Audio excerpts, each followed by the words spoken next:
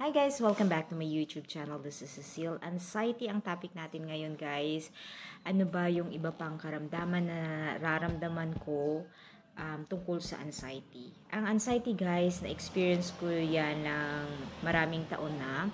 So hanggang ngayon, may mga symptoms, physical symptoms akong nararamdaman paminsan-minsan.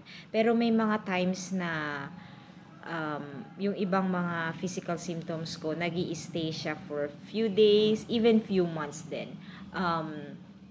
May mga nagme-message sa akin guys, sa totoo lang. May mga nagtatanong, may mga nag-ask ng question, may mga nag-share ng kanilang experiences. Ako guys, pinagdaanan ko yung mga physical symptoms na i-share ko sa ibang vlogs ko. Marami yun guys, panoorin ninyo yung ibang vlogs ko. Actually, sa dami ng mga physical symptoms na napagdaanan ko guys, dumaan din ako sa mga pagmamasahe, physical therapies, even hilot, para ma-relax ako. Dumaan ako, aside doon sa mga hospital na paulit-ulit na check-up, paulit-ulit na medical monitoring, pinagdaanan ko din yung mga ibang bagay na pwede kong gawin para maibsan or matanggal yung anxiety ko. Guys, bakit nga ba hindi natatanggal yung anxiety sa mga taong may mga anxiety?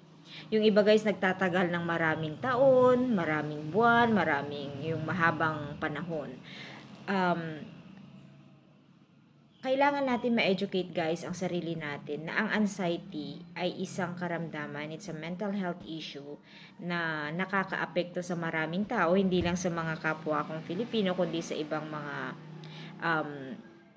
mga races din na actually marami dyan sa North America, sinishare nila yung mga experiences nila. Pero sa atin guys, bilang isang Filipino, kailangan ma-educate tayo sa kung ano nga ba ang anxiety. Ang anxiety is a mental issue talaga. It's a mental health disorder na yung mga nararamdaman nating physical symptoms ay nagmamanifest yan sa katawan natin. So kung ano yung naiisip natin, kung ano yung mga naranasan nating mga trauma, mga stress, mga depression, nagmamanifest yan sa katawan natin. Sa akin guys noon, sa unang experience ko ng anxiety, nagkaroon na ako ng panic attack. So, sa na-experience kong yun, marami pang mga sumunod, marami mga physical symptoms.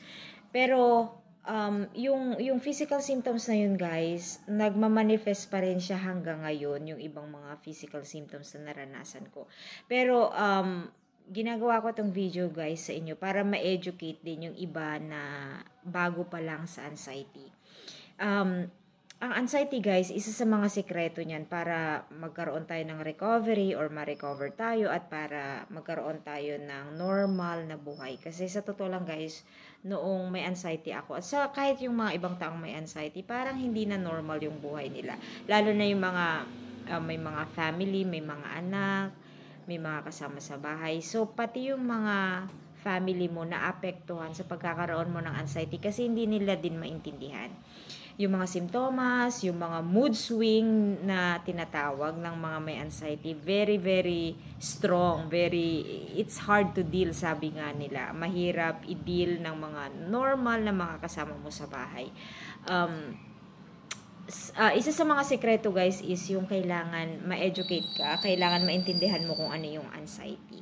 So sa akin guys, bilang isang anxiety sufferer at naka-experience ako ng maraming taon, gusto kong i-share sa inyo guys na ang anxiety, kailangan malaman natin kung saan ba nanggagaling yung pagkakaroon ninyo ng anxiety.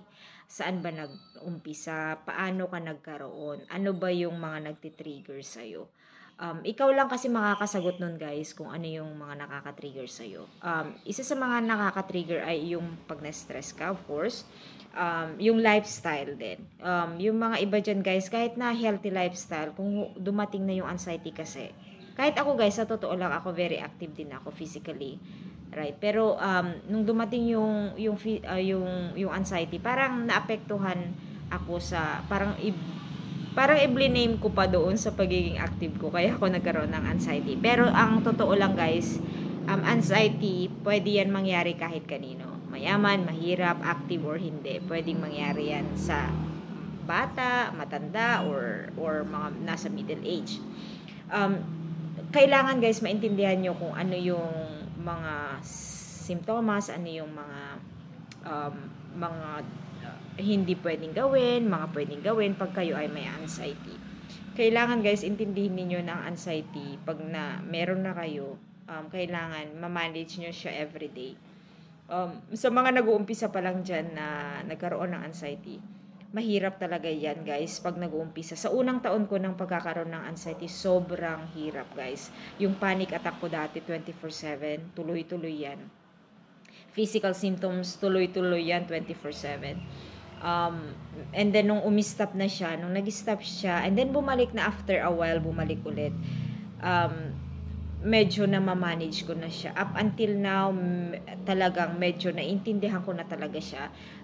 Alam ko na kung paano na ma-manage yung pagkakaroon ng anxiety. Ang hirap guys kasi, sa totoo lang, yung mga may anxiety nakakaranas ng panic attack. Minsan guys, naninigas din yung mga panga nyo, yung kamay, namamanhid, nagnanumb.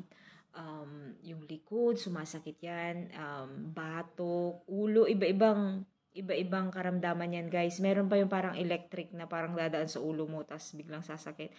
Meron naman yung sakit ng ulo 24/7, yung iba parang meron parang kang alam mo yung parang electric shock na dumadaan sa ulo mo. Nakakaranas din ng ganun.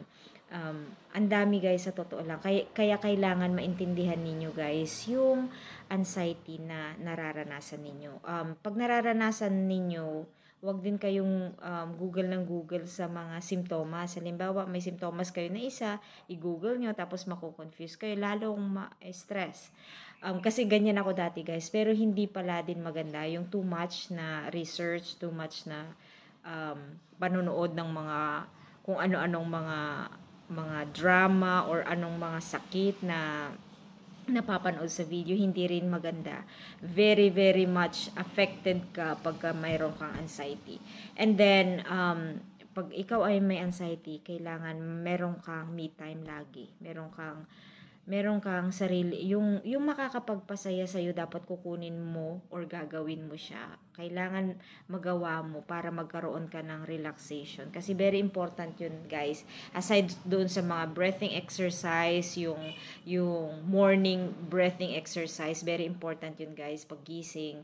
Pero very important din yung me time ninyo. Kung ano yung makakapagpasaya sa inyo, dapat gawin ninyo. Kasi yun lang yung makakatulong. Ikaw ang makakaunawa ng sarili mo. Ikaw yung makakaunawa ng mga physical symptoms mo. So, ikaw lang yung nakakaalam kung paano mo dalhin yung anxiety sa buhay mo. Kasi sa akin, guys, tinanggap ko siya na may anxiety ka. May anxiety ako.